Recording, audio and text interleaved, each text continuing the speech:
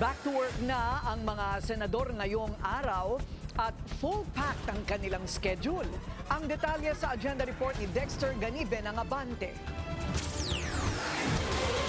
Buhay muli ang session hall ng Senado. Matapos ang New Year break, nagkita-kita muli ang mga senador. Kaya ang kumustahan at tsikahan sa iba't ibang issue mula sa caucus umabot pa hanggang sa plenaryo. After the break, siyempre mayroong mga updating, mga usapan, may kwentuhan, and pinag-usapan din namin yung mga organizational meetings ng mga ibang committee. Nabanggit yung Committee on Ethics at yung mga iba pang committee na pinag-iisipan namin. Kasi there might be one or two committees na baka magbago ng chairmanship. Sa ambush interview bago magsimula ang sesyon, hindi na ikinubli ni Senator Ping Lacson sa media ang ugong-ugong na bibitiw siya bilang chairman ng isa sa mga komite na hawak niya. Pero today, i-relinquish ko kay Senator Ontiveros yung chairmanship. Kasi puno na ako eh. Usapan namin sa caucus kanina.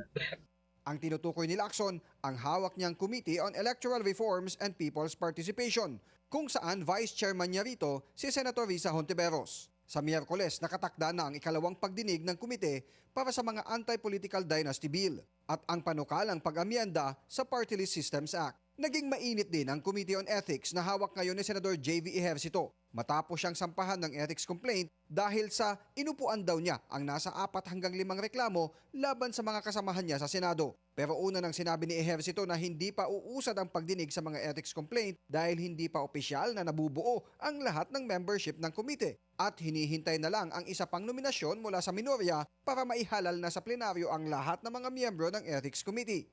Sa opening ng pagbabalik ng regular session, nanatiling bakante ang upuan ni Senador Bato de la Rosa. Maging si SP Soto, wala pang natatanggap na komunikasyon mula kay Senator Bato. I have not heard any information from Senator Bato. I was wondering nga paano siya nakapirma doon sa minority opinion. I think that's how we should describe it. It's the minority opinion. Tinutukoy ni Soto ang iprenisenta ni na Senators Rodante Marcoleta at Amy Marcos noong nakarang linggo na report ng minorya kaugnay ng Senate Blue Ribbon hearing sa flood control. Sabi naman ni Senator Lacson, nasa 2 hanggang 3 pang pagdinig ang kanyang isasagawa bago maglabas ng committee report. Wala pa namang petsa para sa susunod na Blue Ribbon hearing. Para sa agenda, Dexter Ganibe, Abante! Manatiling nakatutok sa Bilyonaryo News Channel. Sumubaybay sa aming social media accounts at mag-subscribe sa aming YouTube channel para sa mga bago at eksklusibong balita.